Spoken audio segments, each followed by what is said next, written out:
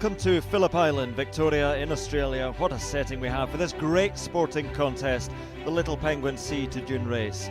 Nervous moments always as they gather on the beach, the tension mounting, and away they go. There's the defending champion, wearing his familiar navy blue and white, great waddling style. Another pre-race favourite though, losing touch with the pack. Maybe that's why. A few too many fish in the day's feeding.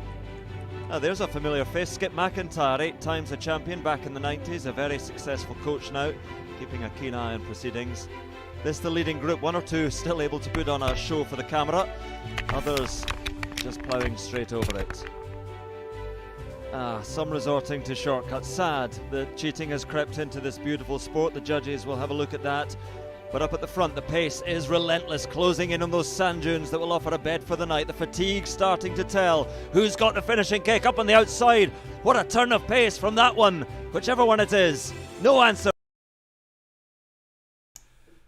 Good evening, ladies and gentlemen, boys and girls, and welcome to Live Penguin TV. I'm sorry for cutting short the introduction, but as you can see on our beach, there's quite a few penguins, isn't there?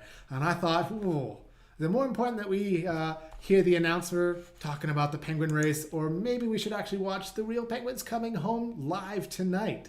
Thank you so much for tuning in. My name is Steven. I'm going to be your host tonight. I'll be taking you on a journey with the penguins. And joining me, we have the wonderful Tom. Hi everyone, welcome to our regulars and to our newbies. 685 penguins last night across the beach, over the 50 minutes we count them for. I'll be keeping an eye on the Facebook feed for any interesting questions. So, as I said, any interesting questions we'll pass on to Stephen and we'll try and answer them for you. Have a good night. Fantastic. Thanks, Tom. So I do want to thank everybody for tuning in. Here at Penguin Live TV, obviously we're from the Penguin Parade, which is part of the Phillip Island Nature Parks. Oh my goodness, these penguins are on a journey right now. They're not waiting for anybody. Wow, this first group was just massive that came in. Now, I'm not sure if our poor penguin counter had much of a chance to really count these penguins because it's a really high tide. So we'll see how it goes. Poor Rachel's struggling tonight, but she's a seasoned pro. She can count these penguins, I'm sure. Oh, fantastic to see so many penguins so early in the night. Sometimes they come a little bit earlier than other nights. Some nights we might have to wait 10, 20 minutes for them to show up. So we never really can predict when the penguins are going to arrive down to the minute. It does vary depending on a variety of factors. It can be dependent on the cloud cover, dependent on the tide. Lots of different things are affecting our penguins' arrival time. And sometimes it just happens, comes down to how the penguins are feeling that night. All right, let's jump back onto the main stream because we've got quite a few penguins on the beach. There we go. Oh, I thought we had quite a few penguins. There's a little bit of a small group there, but there will be more. As you can see, the weather, it's quite rainy tonight, isn't it? We've got our visitors who are showing up for the first time in a while. Now that we finally opened up our doors to the public, there's quite a few visitors who are here on our stands. As you can see, the backs of their heads, they're all bundled up. They're all nice and warm in their rain jackets, or they're doing their best to stay nice and warm. You lucky people who are watching from home, you don't have to deal with this unpleasant rain and the wind that we're having. You can enjoy the penguins up close and personal. Well, all right, we got a number from Rachel for the first raft of penguins. And Tom, how many was that in the first? 95. 95 penguins in the first raft. As I said, poor Rachel had a hard time counting those penguins. So you maybe want to rewind, let us know if she got that number right. But don't worry if she didn't. She's doing her very best. And these numbers are good for our researchers to get a good estimate to how many penguins are coming home each night. Oh, fantastic. So today is a bit of a special day. It's World Ranger Day. So across the world, we like to take this time to celebrate the rangers across the world and also to pay our respects to those who have lost their lives in the line of work, because being a ranger across the world is quite frankly a dangerous job. We're lucky here at the Penguin Parade. It's not too dangerous for us here. We don't have to deal with poachers or any other dangers that some other rangers maybe in Africa might have to face.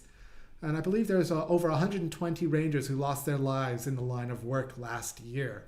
So we want to pay our respects to those who have given up their lives in the line of work, and also do a big shout out to all the wonderful rangers across the planet who really share their passion of protecting the wildlife, protecting the environment, and doing what they can to make sure that this planet is a wonderful place for our animals to live, and we can provide safe sanctuaries for some animals to live.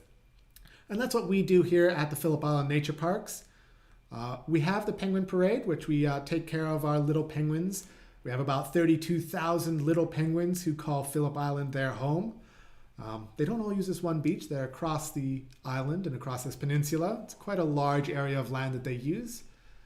But we also help to protect the land for other animals, like our critically endangered eastern barred bandicoot. We also have a few other animals that we're introducing. The bushstone curlew is making an appearance at the Koala Conservation Reserve. May be able to see those animals soon. They're pretty fantastic. We also have the Cape Barren goose, which has been making an appearance the last few nights. I know not everybody's a fan of the Cape Barren goose, the way they tend to pick on our poor little penguins.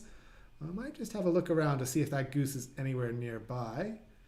But don't worry, the goose is a herbivore. While it does bully the penguins, it's not going to attack them too strongly. It's not going to eat the penguins. Well, no Cape Barren goose this time around. Maybe a bit lucky for our penguins.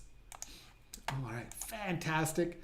I forgot to one of the most important things I'm supposed to do at the start of the stream is say a big Womanjika Timilau, welcome to Phillip Island. And I'd like to acknowledge the country we are on and acknowledge the Bunurong as the traditional custodians of the land, and pay my respects to their elders, both past, present, and emerging.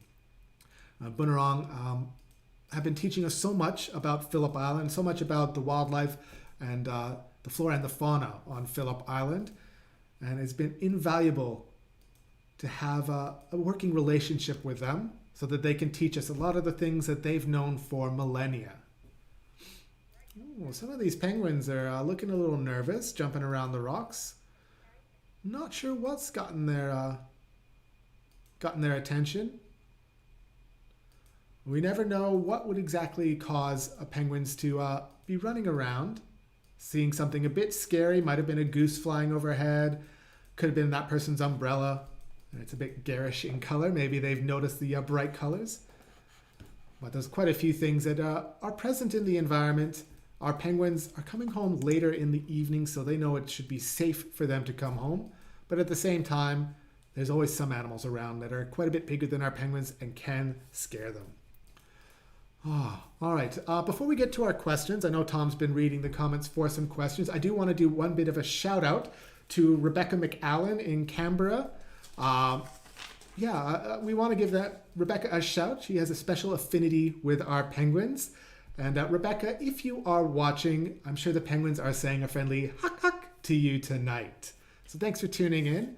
And we want to say thank you for everybody for tuning in.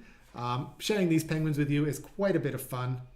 And I have to admit, I'm really glad I started this stream nice and early to catch that first large group of penguins, because we haven't had too many other penguins showing up just yet. I think some of our penguins are a bit keen to get out of this wet weather tonight, because that rain's starting to come down a little bit harder. And I'm feeling for our poor rangers out on the stands. Also kind of happy because I don't have to be on the stands tonight. Tom and I are nice and dry inside, out of the elements. Sometimes it's quite nice being here on Penguin Live TV. As much as I enjoy being out in the colony with the penguins, seeing them in person is such an amazing experience. It's quite wonderful to hear the noises they make. We as rangers do our best to imitate. We can do the huck pretty well. Jordan's got the penguin call down pretty pat. Coming here in person, seeing the penguins with your own eyes, listening to the sounds, and on those hot sunny days, getting the smells in your nose can be a whole nother experience. So when you are able to come and visit us, we would love to have you here. As I said, we've just opened up our doors to Victorians, And when the rest of the country can come by, we'd love to see you. You can give myself a friendly huck hello. You can say a huck to Tom, Jordan, Rachel, Megan, all of us. We will love it if you do that. Let us know that you've been watching Live Penguin TV and that you've enjoyed our streams. All right, let's swap back to the main beach while these penguins go back on a journey home. And Tom, do we have any questions from the stream yet? Yeah, this is from Jamila. How do the penguins go in choppy or rough waters or ocean? How do the penguins go in rough or choppy waters? They are very good swimmers, our penguins. They spend about 80% of their life in the water, on the water, I should say. Penguins are more or less evolved to be out on the ocean. And if a penguin could breed out on the water and it could raise their babies out on the water, I think they'd prefer to do that. They're much safer on the water than they are on land. So I would say they'd be fine on these kind of choppy waters we got tonight. I'm not sure how choppy they are. It's quite a bit dark out there. Hard to see where the waves are, especially as the camera's focusing on the rain. But there are dangers in an extreme environment. If the waves are really crashing into the rocks, penguins might get battered around on the rocks a little bit. Force of nature can be quite impressive, especially when the ocean's going on a really high tide and a really big swell. But the vast majority of our penguins manage these ocean conditions very well. It's very rare to see a penguin get injured from being bashed on the rocks. So they don't worry about them too much. They'll be doing quite well tonight. All right, I'm not seeing any penguins on the beach just yet. Have a look around. I know there's this little guy over here just hanging out in the rain. They do have waterproof feathers on them, so while they might feel the impacts of the raindrops on the outer coats of their feathers, they won't actually be getting wet. Their core body will be nice and dry.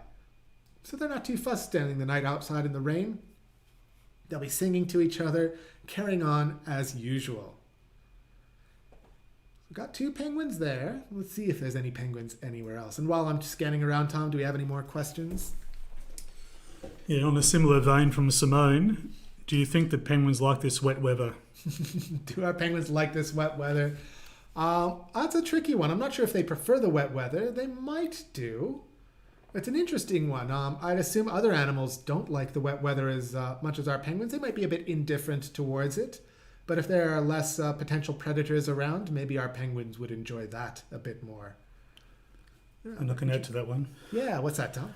A few months after I started here many years ago, we had a monsoonal downpour rain, and I had a large group of penguins cross the beach at Penguins Plus, where we are at the moment, and they got about halfway across the beach, and they did a U-turn and went back in the ocean. So I think it was actually drier in the ocean than it was on land at night. It was pouring down. Drier in the ocean than it was on land. Well, there you go. That's great to hear. Ooh, a couple of penguins just walking along the pathway there. Oh, that's fantastic. We do get some quite extreme weather on the ocean, on Phillip Island. We're right next to the roaring 40s and a bit of an infamous coastline. So the weather does get quite extreme. Most people here came prepared. They brought their umbrellas. They brought their rain jackets. And the penguins, they have their own inbuilt rain jackets. They've come prepared every night, regardless of how wet it might be. All right, a couple of penguins heading up the hill. A few more penguins in the background. Fantastic to see these guys braving the conditions here on Phillip Island. Trying to get the camera to focus on them. They're waddling past this little box here. This is one of our penguin burrows. Ooh, got a couple penguins on the highway. Now each penguin is going on a journey back home. Now these groups of penguins that you see waddling home, or the waddle of penguins if you want to call them that, they might not know each other. They're just grouping up for convenience and for safety. Once they get to their own pathways homes, or once they get to their own roads home, they'll split off from these groups and make sure they get back to their own unique home. These penguins are always going back to their same burrows, or at least they're trying to get back to their own burrows. And some of these penguins might have to walk almost 2 kilometers to get home, which is quite a journey for little legs like these. and you'll see them on their pathways home. They might actually stop and take a rest. These penguins love to rest on their journeys home. And there's no real rush. Ooh, there's quite a lot of penguins over on the main beach now. Fantastic. Let's pop over to these guys. And quite a few places along the pathways, as rangers, we get to see them every night of our penguins waddling their way home, and then they'll stop in similar positions almost every night, even though they're different penguins. They'll stop in, I call them rest areas, for lack of a better term, and they'll sit there for a few minutes, 5 minutes, sometimes 10 minutes if they're really needing a rest, before they get back up and they waddle back along. And sometimes you'll see a penguin that's just fallen asleep on the waddle home. They're laying down in the road, having a bit of a penguin nap, a short penguin sleep that's 4 minutes or less. And sometimes it's quite a bit less than that on the Penguin Highway, because if you're sleeping on the Penguin Highway, the next waddle of penguins might catch up to you and run right over you. They have no etiquette towards sleeping penguins. They'll just climb right over the penguin, push them along. It's a bit of a rude awakening for the penguin. Oh, fantastic seeing these penguins going up the hill, climbing. It's a very steep hill, this one. It's really hard for our cameras to catch it. But I promise you that if you were watching... Oh, we just had...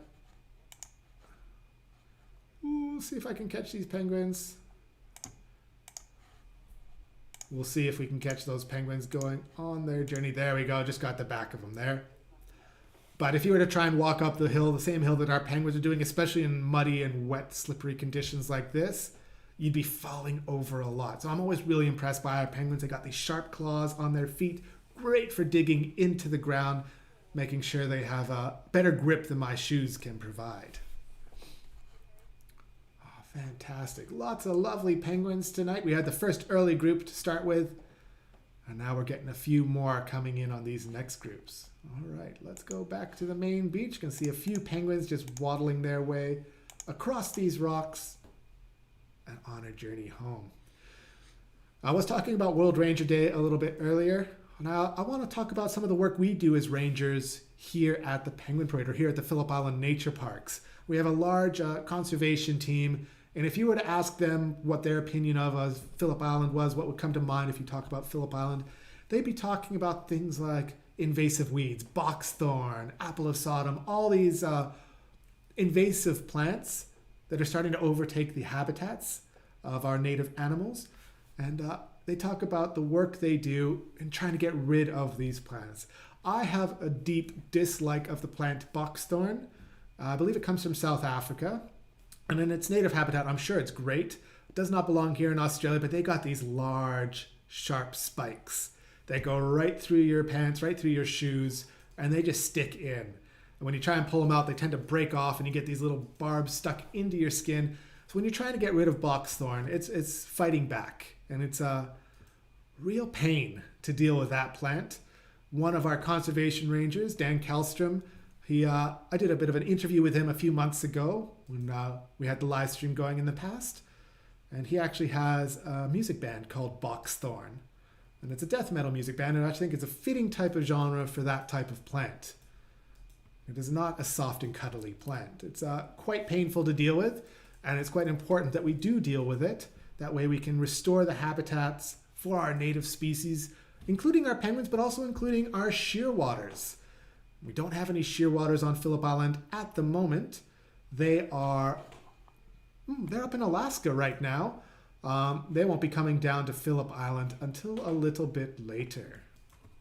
All right, let's get back to the main beach, see if we can see more penguins. We have quite a few shearwaters that come onto Phillip Island. Ooh, nice group of penguins coming along the highway. There we go. Quite a few shearwaters that come to Phillip Island every year, just over 1 million, I believe, that make their homes here on Phillip Island. They have their babies here on Phillip Island. And it's always sad to see them go around Easter time every year, but we'll welcome them back in our spring and summer months when they're coming back to start the breeding season all over again. Our lovely shearwaters, they're like clockwork. They come back pretty much on a similar day almost every year. You can almost set your calendar to their arrival. Fantastic seeing these penguins going home. These penguins, they don't migrate. They spend their lives here on Phillip Island. If a penguin was to leave Phillip Island and set up a home somewhere else, it'd probably be a permanent move. They don't move colonies all that often. In fact, it's very rare for penguins to move colonies. And if they do, it's like emigrating to a new country. They've maybe setting up home there. Probably aren't coming back. All right, back to the main beach. Well, nothing happening right there right now, but that's all right. I'm sure there'll be some more penguins making an appearance in the not too distant future. And while we're waiting for some penguins, how about another question, Tom? This is from Julianne. How populated are the burrows at the moment, and do you have burrow cameras? Do we have burrow cameras? We do have a burrow camera. Actually, I might be able to get that up. Let's see if I can get that one up. Don't know if anybody's home. I probably should have checked before I went into it. Come on. Where are you? There you are. Let's see. There it is. There's a burrow cam right above my head. Doesn't look like anybody's home right now. Now, this burrow camera, we did have baby penguins in there during the breeding season last year. But looks like they are not trying for babies just right now. I'm not sure how many penguins are in our burrows at the moment. I couldn't give you a percentage right now. We have noticed that some of our penguins have gotten a very early start to the breeding season. Paula said she found some eggs off the back of Easton that had just hatched. It was probably a few days ago. It's not common to see it this time of year, but occasionally some penguins are just a little eager starting over the winter months. We're not expecting them to really start their breeding until the earliest August, really. Maybe not September or a bit later. So good to see that our penguins are eager little penguins, and some of them are maybe thinking about getting close to the breeding season. The ocean temperatures are a bit favorable. We'll give it a crack. Couple of penguins down here looking around, a little worried. Wonder if there's anything in the colony. Oh, here's the goose. There you are. A cheeky goose. This one, he likes, or she, not sure if it's a boy or a girl, sorry. They like to bully our penguins a little bit. Puts on a bit of a show every night, it seems. Now, don't worry, this goose is not after the penguins to eat them, as I said before. They eat grass. And as long as the penguins don't encroach on their food too much, I'm sure the goose will more or less try to ignore them. Well, yeah, the geese are well into their breeding season. Quite a few goslings around the Summerlands Peninsula in the penguin colony. And when it gets to the breeding season for the goose, they get quite a bit more aggressive than usual. They don't like any animals coming close to them, coming onto their territory, or getting too close to their babies. Mama goose is going to protect their offspring, their little goslings, quite adeptly. And they're not going to let penguins get too close to them, that's for sure. Oh, fantastic. Lovely little penguins just making their way home. We don't have too much time left. Tom gave me the 5-minute warning a few minutes ago.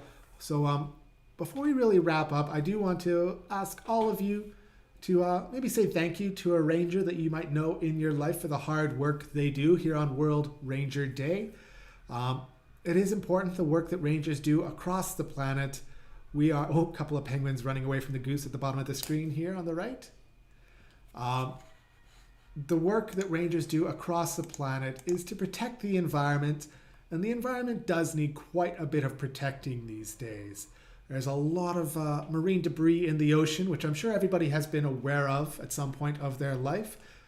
And most people aren't aware of how bad the marine debris is out on the ocean, but roughly 90% of all seabirds on the planet have plastic in their bellies today, which is a staggering statistic. It's quite troubling statistic to think that 9 out of 10 of all the seabirds that you see, whether it's albatross, penguins, seagulls, have plastic in their bellies. There's lots of different animals that are struggling due to the pollution in the ocean. And some of the work that rangers do is helping to mitigate that pollution and helping to give the penguins or whatever animals they are taking care of a safe habitat. So maybe thank a ranger in your life if you happen to know one. Tell them that you appreciate the work they do. I know here at the Penguin Parade, all of us rangers who work on the boardwalks, sharing the joy of penguins with everybody, we really appreciate our conservation and our research department here. They're out in all sorts of weather, doing their best to create a safe habitat for our penguins, for our bandicoots, for our Cape Barren geese, and for our koalas, and for every native animal that we have here on Phillip Island. So a big thank you to them. Hopefully you can send a big thank you to them as well. And looking forward to seeing all of you tuning in again in the future. Again, my name is Stephen. I was really happy to host you tonight. Big thanks to Tom for sharing your questions, choosing the best ones that he could find. We're looking forward to seeing you again, and thanks for tuning in. Good night, everybody.